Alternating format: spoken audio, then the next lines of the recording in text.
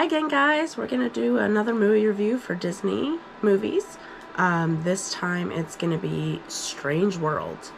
It's a newer Disney movie. It just came out last year. So yeah, let's get to it.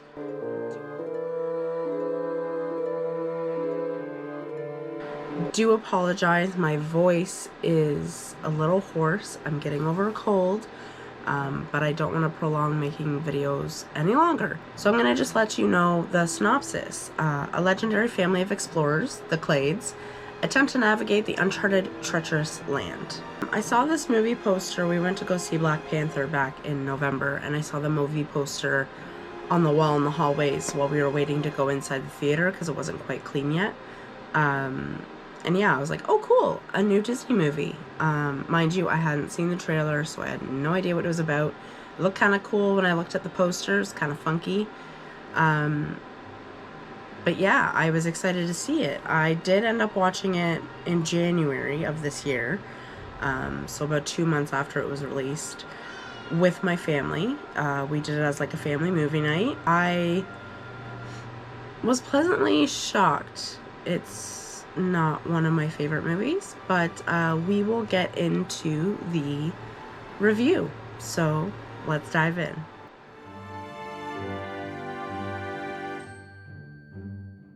So the cast of this movie is actually a fairly known cast of actors and actresses.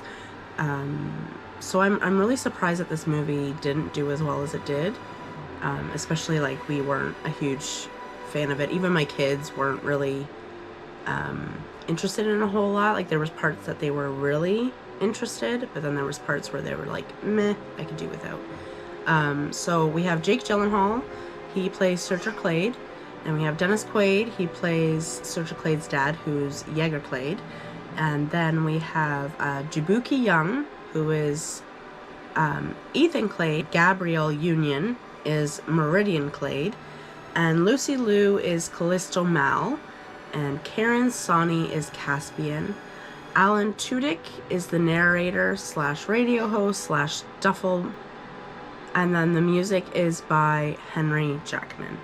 So basically the whole point of this movie is it's a father and son. You know, this father is a huge adventure searcher. The whole town just loves him because he finds all these new things and loves exploring.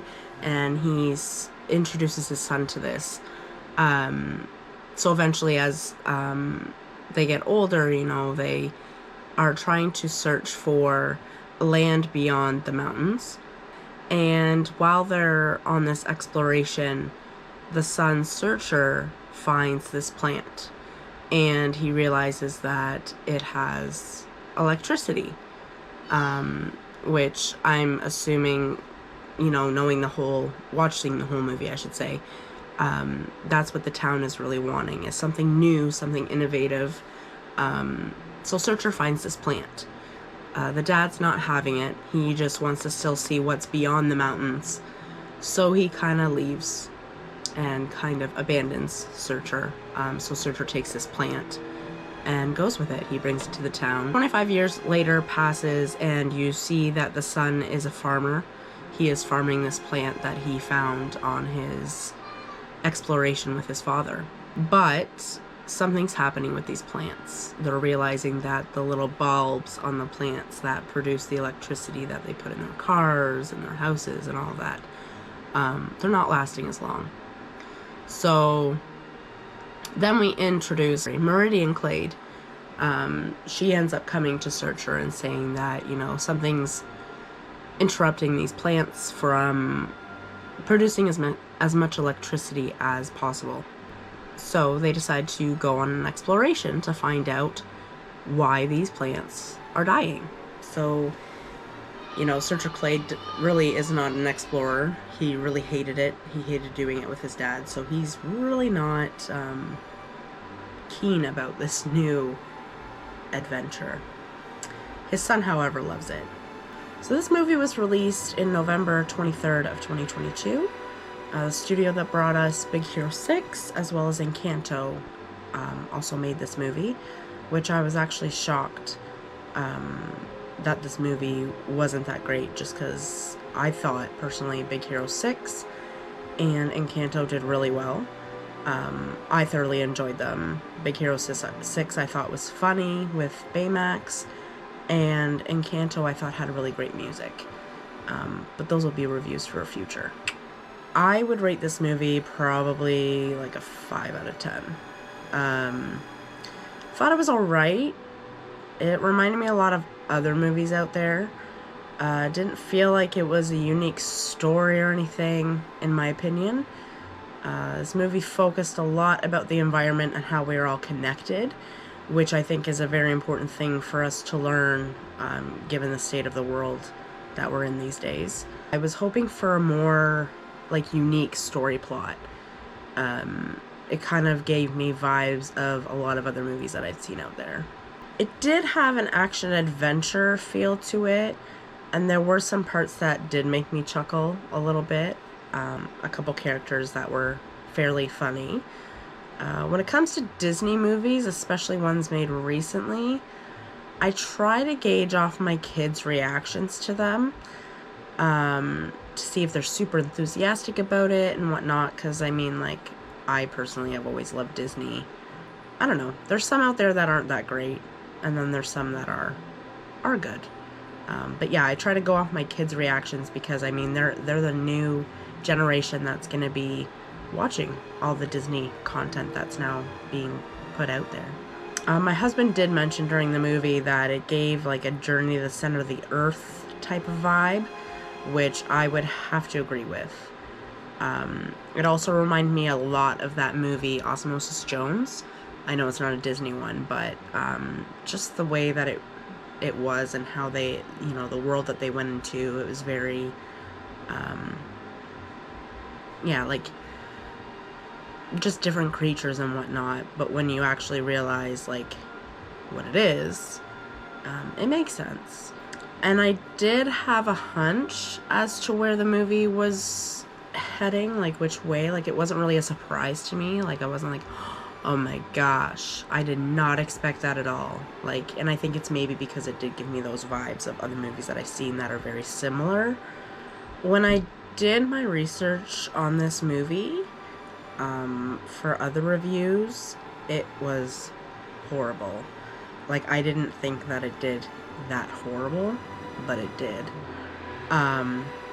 It seems like a lot of people thought the same thing as me, that it wasn't really unique. You know, it's a plot that they've seen in several different times when watching movies, and it wasn't that, you know, creative, out-of-the-box thinking. So a lot of reviews had the same opinion as me when I did research this. The movie did bomb in the box office over the American Thanksgiving weekend. It was expected to earn about 30 to 40 million. However, it only brought in 11.9 million over the weekend and 18.6 million over the 5-day holiday time frame, which makes this one of Disney's worst opening weekends in modern day history. So there's actually a quote here from David A. Gross, I'm not sure how he pronounces it, but it says, "This is a weak opening by Disney animation standards. At a cost of 180 million plus marketing expenses, the film will finish in the red." He runs the movie consulting firm Franchise Entertainment Research. The movie didn't do well overseas either, as it only made 9.2 million from 43 markets. Like most Hollywood films, it did not play in China or Russia, two major international markets due to geopolitical tensions.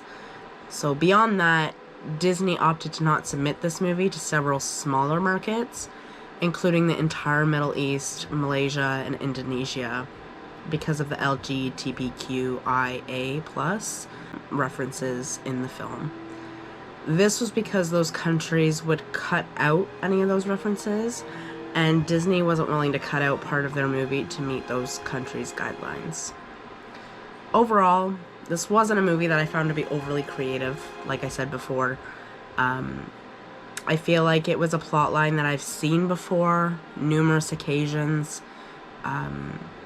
I was excited to see it. You know, when I saw the movie poster before waiting for Black Panther, I was like, yay, another Disney animation film, but I was really disappointed in what happened with it, and I was really underwhelmed. I wouldn't be surprised if newer Disney movies won't do well at the box office, though, as Disney has been releasing their own movies on Disney+. Sometimes it's released right away, or sometimes it is shortly after the movie has been released in theaters. I know that this was a recent decision. It was due to the pandemic that happened a couple years ago, and it seems to have changed the way that we view new movie releases now. So who knows? I mean, maybe this is a new era of, going to the movie theater will be a thing of the past. I hope it's not, because, as a kid, it was always a fun time for me, getting to enjoy the popcorn and the candy and sitting in the theater with your friends and family and, just getting out of the house and having a different experience. But who knows? I mean, we could be approaching a new era of movie watching.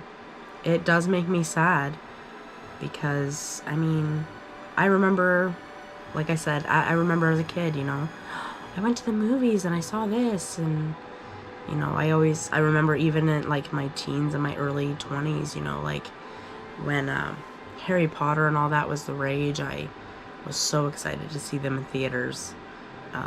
So who knows? I mean, who knows what the new era will bring. Sometimes things change due to circumstantial situations, and it could bring that new movie watching experience through. Well, that's it for me today. It's a short review, just because I wasn't a huge fan of this movie, like I said before. So I didn't really have a lot to say about it, because, I mean, it is what it is. I do look forward to providing more Disney content for you guys, more Disney reviews. Summer is fast approaching. We're now in spring where I am, because I'm in Canada. So soon there'll be lots of outdoor adventures. We're hoping to do a few things this summer, so hopefully I'll have some new content with that as well. I hope you enjoyed this review. I know there's not much to be said, because it seems like everybody around the world did not like this movie. This is Crystal, signing off. See you guys later.